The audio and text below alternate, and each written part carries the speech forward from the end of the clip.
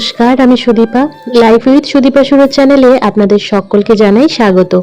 আশা করি সকলেই ভালো আছেন, আমিও খুবই ভালো আছি। এখন ঘড়িতে বাজে ওই সকাল 10টা মতো, আর মামাম এই জাস্ট ঘুম থেকে উঠলো। আমি উঠেছি অনেকক্ষণই, বাইরে টুকটাক কাজগুলো সারছিলাম। ওই কাজের আওয়াজেই মামাম ঘুম থেকে উঠে পড়েছে। সকাল থেকেই আজকে ওয়েদারটা না বেশ ঠান্ডা ঠান্ডা আর ঘুম ঘুম। আর বাচ্চারা না এই ঠান্ডা ওয়েদারে সকালবেলা একদম ঘুম থেকে উঠতে চায় না, তাই ওকে কিছুক্ষণ ঘুমোতে দিয়ে আমি ঘরটা ঝাড় দিয়ে মুছে নিয়েছি। আর এখন বাসি বিছানাটা তুলে নেব। মামাম যতক্ষণ শোয় ততক্ষণ তো আর বাসি বিছানা তুলতে পারি না। মশারি যদি একটুখানি তুলতে যাই তখনই ওর ঘুমের ব্যাঘাত ঘটবে, তাই জন্য মশারিতে আর হাত দিই না। ঘরের কাজগুলো করতে থাকি, ও ঘুম থেকে উঠলে তারপরে বাসি বিছানা তুলি। আর এখন না মামাম যত বড় হচ্ছে আমাকে ছোট ছোট কাজে ভীষণ হেল্প করে। এই যেরকম প্রত্যেকদিন সকালবেলা আমি যখন বিছানা গুছাই কিংবা গায়ে দেওয়ার এই চাদরগুলো গুছাই, ও কিন্তু আমার হাতে হাতে একটু একটু করে এগিয়ে দেয়। আর আমি যেহেতু ছোটবেলা থেকেই ওকে নিয়েই সকালের কাজগুলো করি, তাই জন্য ও জানে কোন কাজটা কখন করতে হবে। ইদানিং না মামামকে ফিডিং বোতলে জল কিংবা দুধ খাওয়ানোটা আস্তে আস্তে বন্ধ করানোর চেষ্টা করছি। ওকে একটা এই গ্লাস টাইপের বোতল কিনে দিয়েছি, তাতেই জল কিংবা দুধ গুলে দিলে ও দেখছি বেশ সুন্দরভাবে খেয়ে নিচ্ছে। এখন না আবার ওকে জল খাওয়ার কথা বলতেও হয় না, বোতলটা যবে থেকে পেয়েছে তবে থেকে নিজেই জল খাওয়ার কথা বলে। তো যাই হোক, বিছানাগুলো ঝাড় দিয়ে নিয়েছি, এবার ঘরের জানলাগুলো খুলে দেবো।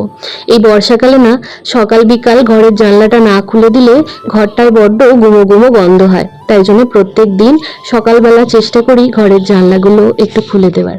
এদিকে রাত্রির থেকে ভিজিয়ে রাখা মেথি জলটা একটু মাইক্রোওভেনে গরম করতে দিলাম, ততক্ষণ মামামকে ওর দাদানের কাছে দিয়ে আসছি। ওর দাদান কাজ থেকে চলে এসছে, আর বাপি কাজ থেকে ফেরবার সময় অনেক রকমের বাজার করে এনেছে। কিছু বাজার নিচের ফ্রিজে ঢুকিয়ে দিয়ে এসছি, যেগুলো ধরেনি সেগুলো আবার ওপরে নিয়ে চলে এলাম। যাই হোক, আমি চান করে চলে এসছি নিচে, আর আজকে কি কি রান্না হবে সেগুলো আগে দেখে নিচ্ছি। মা সবকিছুই হাতের কাছে গুছিয়ে দিয়েছে।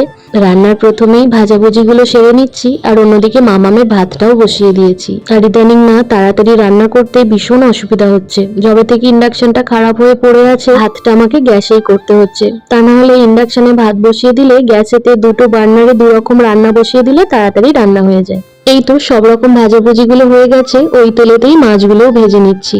আজকে না বাপি মাছের পিসগুলো বেশ সুন্দর করে কেটে এনেছে। আর অন্যদিকে আমি মামামের জন্য রাত্রিরে একটু স্যুপ বানাবো, তার সবজিগুলো গ্রেট করে নিচ্ছি। বাঁধাকপি, গাজর, পেঁয়াজ সব একসাথে গ্রেট করে রাখছি, একটু পরে একটু সিটি দিয়ে নেবো।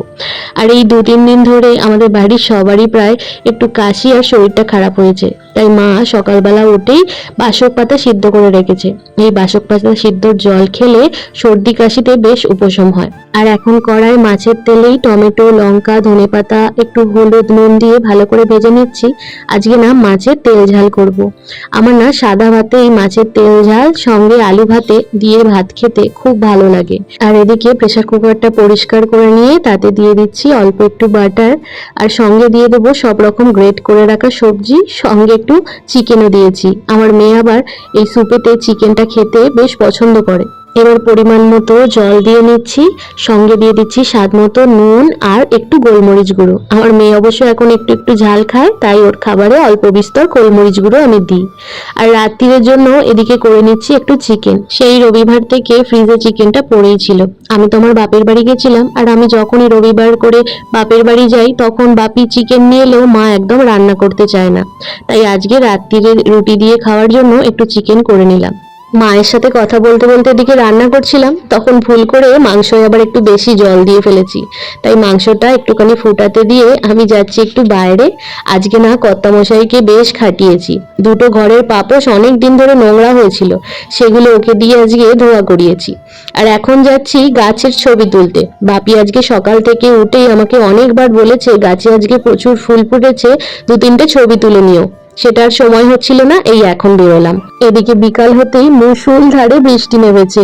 এই বৃষ্টি হলেই না মনটা বড্ড ঘুরতে যেতে ইচ্ছা করে, তাই আজকে বিকেল বেলায় কর্তামশাইকে বলে রেখেছি সব কাজ তাড়াতাড়ি মিটিয়ে নিয়ে বাড়ির কাছেই একটু ঘুরতে যাব। আর আজকে মামাম তো একটু দেরি করে ঘুম থেকে উঠেছে, তাই দুপুরবেলা একদম ঘুমায়নি, আর বিছানায় পুরো তাণ্ডব করেছে বাবা আর মেয়ে মিলে।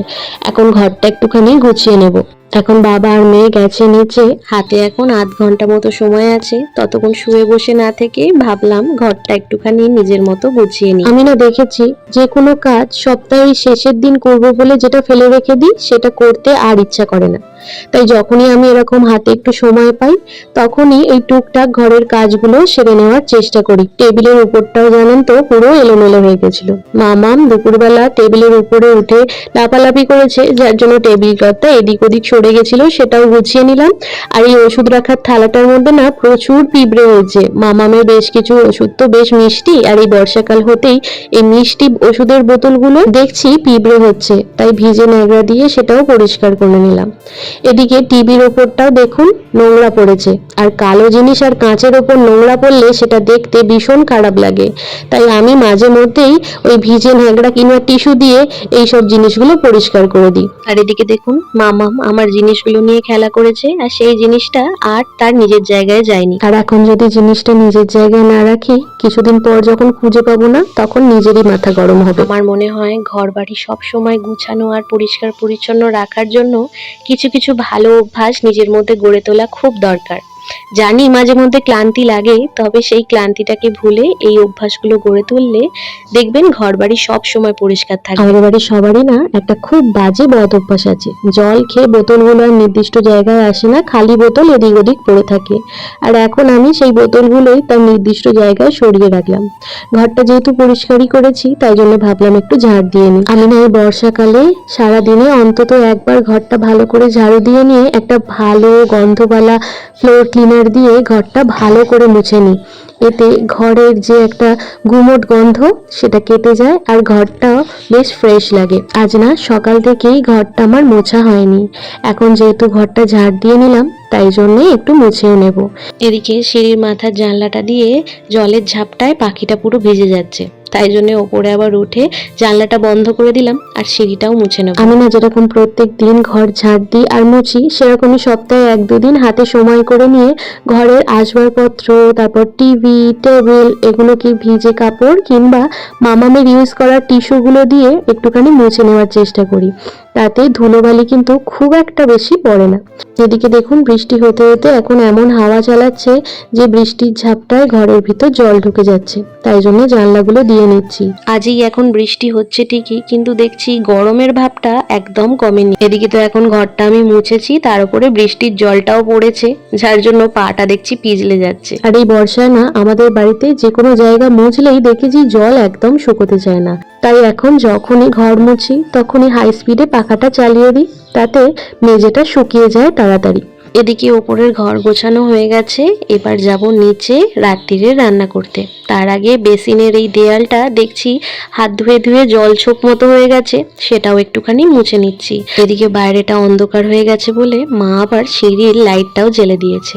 তো যাই হোক, চলুন আজকের ভিডিওটা এই পর্যন্তই থাক, দেখা হবে আবার একটা নতুন ভিডিওতে।